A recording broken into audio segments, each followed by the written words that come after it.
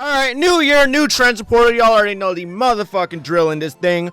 We have a bunch of kids enter the transfer portal. The college football season's over. A lot of kids want to enter because, money. Who does not like money? I love money. You love money. Or some kids just enter the transfer portal for a better opportunity. Point is, we got a lot of people entering the portal, so I'm going to go position by position for each video because I really want to make a lot of parts on this because the portal is just that fucking huge. It's too big for me to cover it all in one video. So I think for this video, I'm just going to go through all the quarterback transfers. I might include maybe like one receiver, one edge rusher, you know the drill. So without further ado, before we begin, let me just mention again, I am not a professional. I don't know what I'm talking about most of the time. I'm just going to give based on my opinion. These are players that I picked that stood out to me the most. I'm not going to go over every quarterback that transferred. These are the guys that just stood out to me the most. So yeah, now that that's all out of the way, let's get right into the recap. Honorable mentions before we start, I might as well get out of the way. Jackson Arnold Auburn. I'm going to be honest, I was not really high on him. Solid pickup, I guess. I think all of this can really change. I think him replacing a 35-year-old and Peyton Thorne really can just be all they need. It might be good. Auburn did well with him, so they might do well with Arnold. Personally, like I said, I was not high on him. That's why I didn't really dedicate a whole part to him, and I'm just going to mention him just right here. And then we have Connor Wayman. Keeping it a buck, I didn't like this guy. Nothing about him seemed special to me. And he's held together by fucking toothpicks and Play-Doh. He hasn't played 1 year yet where he's been fully healthy. And when he has, he got ran out of town by another quarterback. So personally, I see him doing really nothing big with this transfer. And finally, Miller Moss. This kid has had a tough-ass college career. If you have just seen where he started, he's been waiting on depth charts for opportunity after opportunity. He finally gets his opportunity. Gets benched midway through. I thought he was solid. I know he had his faults. I know he had his mistakes. He was nothing crazy, though, so I do think Louisville is a nice spot for him to go and ball at. So, yeah, that's pretty much all the honorable mentions. So now let's get into the video. Alright, and for the first player that I want to mention is someone that caught my attention, Malachi Nelson. Third school in his career and has not started for either one. Has this dude, fucked the coach's daughter or something to make him unplayable? Or maybe even NIL money to transfer? No fucking clue. Look, I've never heard so much hype for a guy who's never made a start. And when you're being passed around the portal like a prostitute at a frat party, something tells me you might be the issue. Now, then again, I can't say that because, again, he's never started. The kid was once a 5-star recruit, which to me doesn't mean shit nowadays when you have 3 stars outperforming almost everybody. But hopefully he can get it right this time. The only offers I've really heard from him so far are UNLV or San Jose State. I don't know, maybe Nessa won't pop off like he promised he would have at Boise State. He got beat out there. But if he transfers again after the next, it's safe to say it's just gonna be another hyped up journeyman who ends up doing nothing with his time. I'm telling you, NIL money does look great, but staying in a system, learning it, and then getting your shot and just performing looks a lot better in the long run for a younger player's career rather than going where the money is. Malachi is a kid with a gift, clearly, but from what I've seen and what I've heard, he just has a lazy mentality, upright, entitled, just someone who wants a role to be his just based off his 5-star status. Hopefully he can stay put at the next team. If not, who knows what his potential truly could have been. If he actually committed and just stuck with one program. Alright, another player who caught my eye is Aon Nolan, another gem who really I wanted to be the next big thing in the Buckeyes, but I guess he had other ideas. I really would transfer too. I can't blame him for this. I really cannot. The team's just got a very stacked depth chart. Julian Sang, or in other words, Super Saiyan, the quarterback they plan to roll with next year, Devin Brown, and bringing in Will Howard during the offseason really did not help his case, I guess. So, his transferring is a little bit more reasonable than someone like Malachi who just got beat out everywhere he went. See, now, Nolan being a 4-star option coming out of high school with an impressive record of 36-6, leading his school to a state title as a junior. There's multiple videos out there of his recruitment evaluation where he showcases pure natural quarterback talent. Being able to process defenses at a quick level and make throws that drop it barely above coverage, and move change whether it's in the air or with his legs. He's a carefree pocket passing quarterback, which means he's not afraid to try something and take a risk. A mindset in game like his is what had a lot of teams interested, like Alabama, Ole Miss, A&M, Miami, and even Clemson. Ultimately, he would choose the Buckeyes in 2023, recruit there, go there. 2 years later, now he's transferring over to South Carolina, which to me is an amazing but really confusing pickup by the Gamecocks. First things first, I think South Carolina is a very underrated team. I think they're a team that's always just stacked out in talent, recruits. So adding Nolan might actually help them become a little bit better, but to me, it's just a really puzzling move. Now you might ask, what makes it so puzzling, or just what makes it a fucking weird-ass move? Well, to me, my only concern would just have to be, what happens with Lenore Sellers? What happens with Sellers? Sellers is a freshman quarterback who's a very talented player. If you don't know who he is, he had an outstanding year with 2,500 passing yards, 18-7 touchdown interception ratio. Look, I love the move to pick up Nolan, but you have Sellers.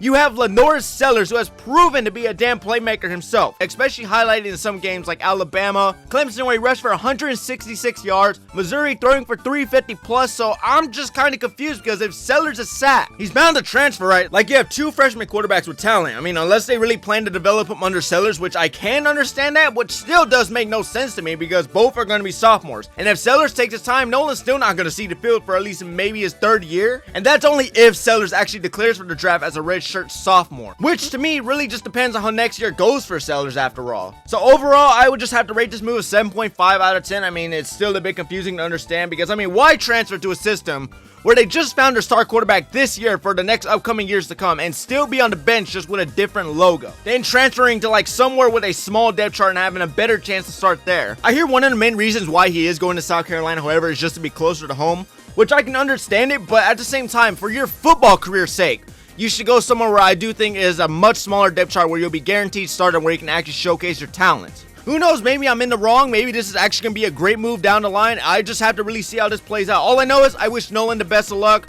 Sucks he couldn't start for the Buckeyes, so hopefully he can do great things over at South Carolina. Alright, now we got Patrick Payton, flipping from Florida State to LSU. I mean, can you blame him? FSU is going up in flames as we speak. I mean, they just went to utter shit and probably won't recover for another few years or so. I mean, I think their starters are still sitting out in protest for the playoffs, so, you know, might as well use his senior year at a decently good LSU team. Having 35 total tackles in 2024 with 17 solo, and 23 having 27 solo and 41 altogether, his name was at the top of the transfer portal, being one of the better defensive linemen here. Like, to me, he's a very talented edge rusher with a very high ceiling. He's got great flexibility, great speed. He runs at 4.65 and has amazing stretch in his game. Now, while he does need a ton of work, being under Brian Kelly's system, I'm sure he's going to mature well and learn a lot under the program. Things like how to adjust when being double teamed and learning more pass rushing moves that will help him win way many more matchups against offensive tackles. Time making snaps a lot better. I mean, anything he struggles with, I'm sure he's going to fix over at LSU. I'm expecting definitely more of a year similar to his 2023 season, if not even better. I mean, he's going to definitely help upgrade LSU's defense that struggled a lot the last year. But I think if he entered this year, I mean, he's entering inside of an already stacked edge rushing class. I think he would probably go very low, and I do think he knows that himself. Depending on how his year goes at LSU with this type of move, he has a great chance to highlight next year's draft class as one of the better edge rushers they will have to offer. Alright, now we got the Branch brothers, a 2-in-1 combo. So I'm going to be talking about two players here, so we're going to go one by one. I mean, they're nephews of the late Cliff Branch, Hall of Famer for the Raiders. I mean, they're both Trojans, now in the portal. You got Zach, once a 5-star recruit out of high school, a good receiver with a nice burst of speed. Then you got his brother Zion, a top recruit as a safety, a questionable but can be a good player. It seems these two are packaged together, which is why their names are being so hyped up, with rumors of even Miami, Tennessee, or even Georgia scooping them up, which would be huge for both, given their young players barely entering their junior seasons, and great programs to help them develop to their true potential is really just all they need. Now, let's talk about Zach real quick. So, Zach had a fair workload with an average of 3 to 5 receptions a game, being the second option behind Lemon with an average of 40 yards a game. He proves to be a great option. I mean, he proves to be a solid, reliable option, I guess. Someone who's going to run right through traffic and usually can find separation in the field on his routes, and showcase to be a good punt returner, as his only touchdown this year being a 75-yard return. Now, my concerns with him would just have to be he's got hands made of fucking stone. I mean, literally, if you watch him, you know what I mean. Sometimes, I'm just gonna say, his hands will just turn into stone, butterfingers, whatever you want to call it. He's not making the catch. Like, he drops a lot of balls. He will miss a lot of catches, which to me would be frustrating to work with if I was a head coach. I mean, for once being a 5-star recruit, you would expect a lot more out of him. Like, he has yet to become the game changer people expected out of him coming into college, especially on his route running. I mean, hopefully he will land at a program that will just help him shape up his game to the potential people had him at. Because, I mean, like, he's shown he can be great. I think maybe a new change of scenery, or maybe a new quarterback, maybe a new head coach, or maybe a new play caller really just might be all he needs to finally live up to his hype. Now, for his brother Zion, I'm going to say, I mean, he's nothing spectacular. He's not elite. I'm going to say he's above average. He had a few okay seasons, 15 solo tackles each the last 2 years. But unlike his other half, I mean, this dude is held together by fucking fiberglass and Elmer's glue. Like, he could not stay healthy. Like, first it was his knee during a workout that was a season-ending injury. Then it was his finger, which he had surgery on. I mean, he can easily be great to save a position. He just has to keep himself safe and not break something else. Hopefully, the next program the brothers attend, the coach can work around their problems, or, you know, just the team itself could just be a better fit for them and help him just live up to the hype they had coming out of high school. I think Zachariah could actually do a better job, but I think for his brother Zion, I think it's gonna be a little more difficult just because injuries might be the only reason he never really lives up to his true potential. I'm wishing luck for both of the brothers. I really hope they both excel wherever they land, whether it's Tennessee or Georgia.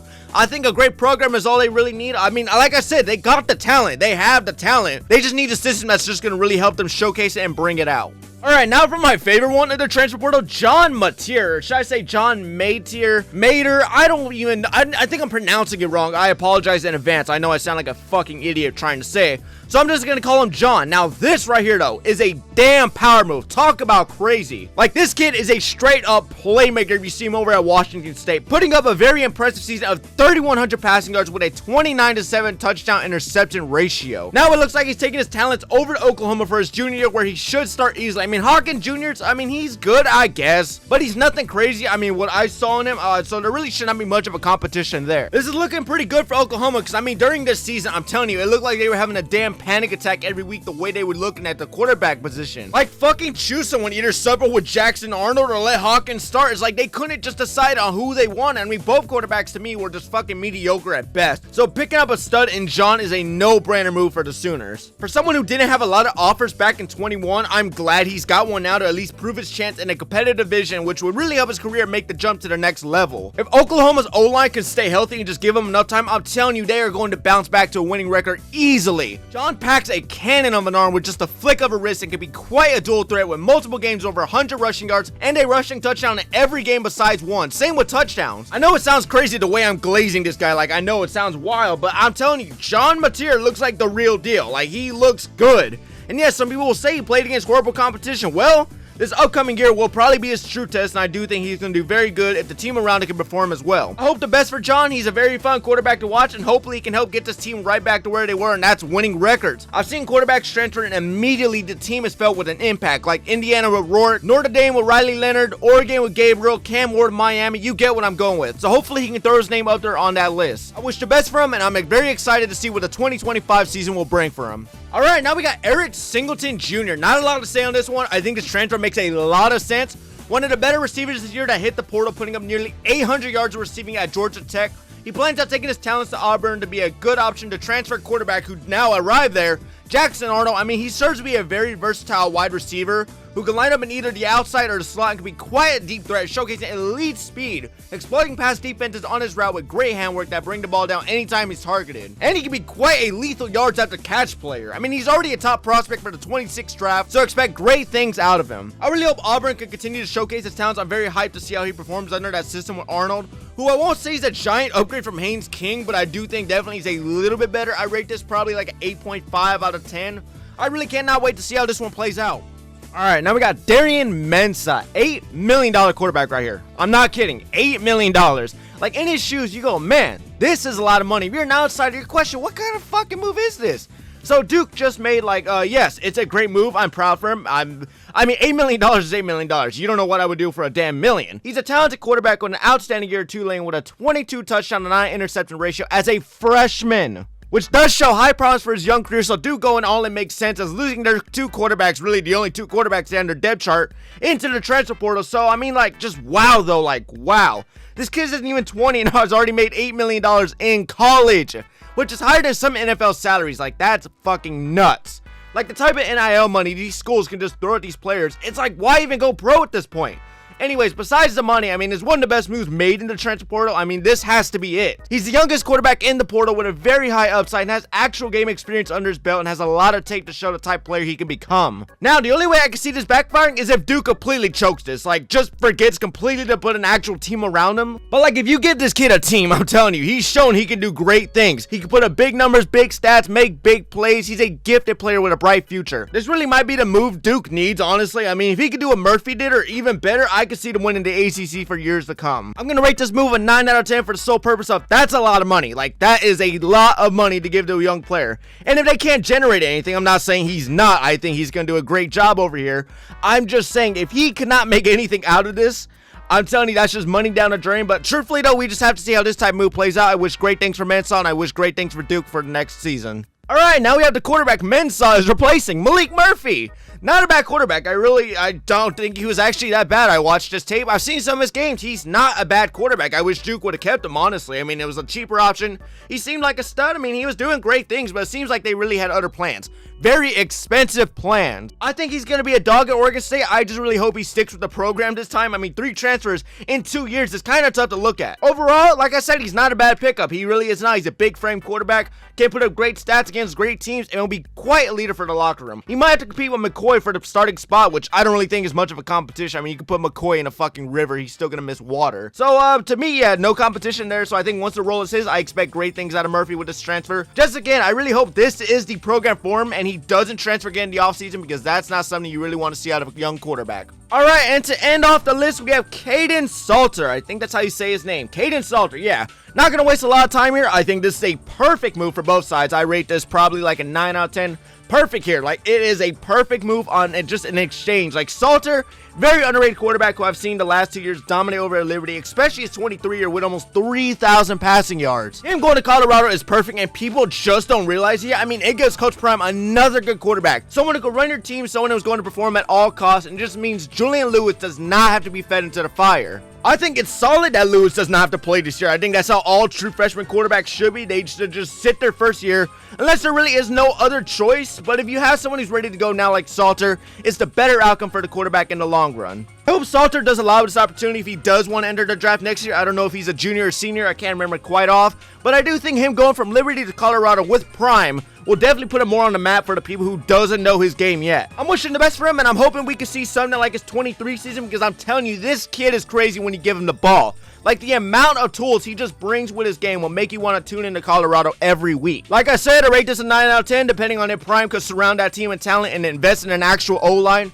Because Sanders was getting fucking killed every week, so I just hope he gives him an O-line. Like, if you give Salter an O-line, you're doing him a great favor. If not, then this move is just going to be a very poor one in my eyes. I just really hope he has protection. Besides that, though, I do think this is a perfect transfer in the making. Alright, and that will do it for the quarterback side of the transfer portal, at least the players that I found to be the most interesting. I know there's a lot of quarterbacks who really transferred this year, but I'm not going to cover, like I said, the guys who really have not started, or at least, you know, like more or less the older players, like in their 25, 26. You know, I'm just going to go over the players that stood out to me the most that I think are going to make great opportunities of their new situations. So, yeah, that's really it. So, next video will probably be the wide receivers, tight end. Who really knows? Let me know what y'all want to see next, and I will see you all in the next random recap.